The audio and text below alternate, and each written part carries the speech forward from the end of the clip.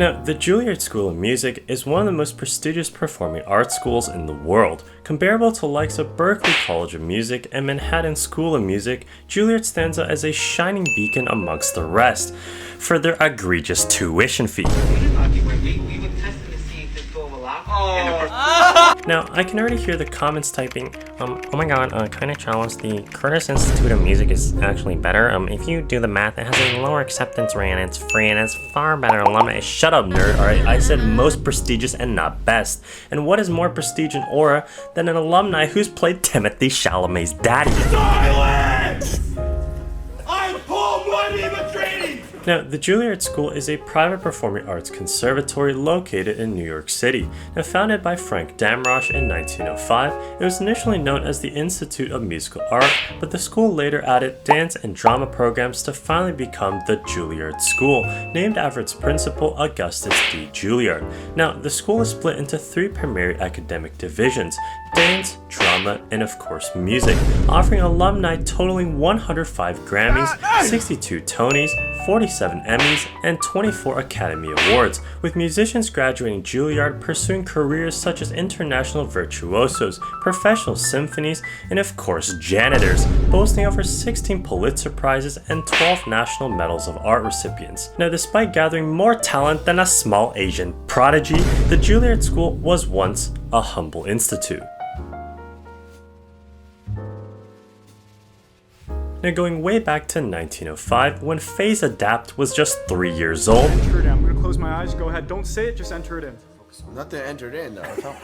Juilliard's predecessor, the Institute of Musical Art, was founded by Frank Damrosch in 1905, who, no joke, was the godson of Franz Liszt. Now, with history and prestige flowing in his body, the German-American reasoned that too many students were going to Europe to study music, and he was not happy. Now, at the time, the United States did not have a premier music school, and so the Institute became one of the first endowed music schools of the nation, with significant funding provided by the philanthropist and banker James Loeb. Now, together, Loeb and Damrosch's goal was to establish a musical institution of the highest quality, to ensure the highest standards of teaching, and to develop a quote-unquote true musical culture amongst classes, fully aware that the only instruments the lower classes owned was low life expectancy. Oh, the beautiful sounds of infant mortality. Now, on the 11th of October 1905, the Institute of Musical Art opened in 5th Avenue and 12th Street, ironically hiring a majority of European teachers but only allowing American students in. Now, with an initial student population of 467 in their first year, enrollment quickly doubled in size after each consequent year, like Prime Lacey. Chicken salad, and I get this, bruh. But things really started to pick up in 1919. Now, in this year, a wealthy textile merchant named Augustus D. Juilliard passed away, but left a large sum of money for the advancement of music in his will, which went towards the Juilliard Musical Foundation. Now, just a few years later, in 1926, the Juilliard School of Music was eventually created from the merging of the Juilliard Graduate School and the Institute of Musical Art, founded by Loeb and Damrosch. Now, the two schools still had the same board of directors and president, but maintained their distinct identities, just like your bipolar disorder. Yo, bro, you want some chips? Yeah, sure. No, bro.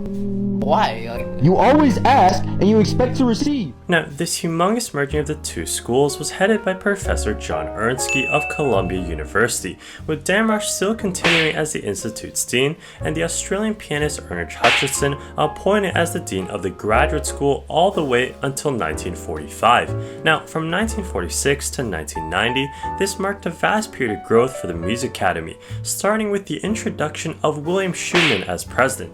Now, as the first ever music Pulitzer Prize winner, this guy was no joke. From 1945 to 1961, Schumann brought on several significant changes to raise the school's academic standards.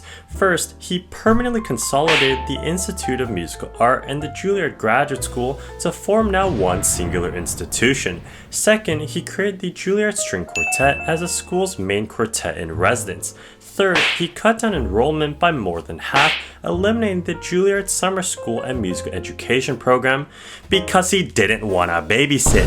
And fourth, he finally opened up the school so that other countries could finally get in. Let me in, please. Now, with these 4 major changes, Juilliard was on its way to increasing its prestige to be considered the highest excellence in musical education. But that is quite boring, isn't it? And so in 1951, Schumann expanded Juilliard's identity that was once exclusively focused on music study with the establishment of the dance division under the guidance of Martha Hill. Now, a new curriculum called the Literature and Materials of Music (L&M) was initiated against the idea for a more formal theory, and as a result, this allowed for more flexibility and a groundbreaking new curriculum. Juilliard was now cooking with motor oil, and so in 1957, the Institute announced that the school would relocate from Upper Manhattan to the Lincoln Center, a monumental decision that took nearly 2 years of deliberation. And so finally in 1969, Juilliard moved to the Lincoln Center to join a growing hub for the performing arts, allowing for collaboration and proximity to other major institutions like the New York Philharmonic and the Metropolitan Opera.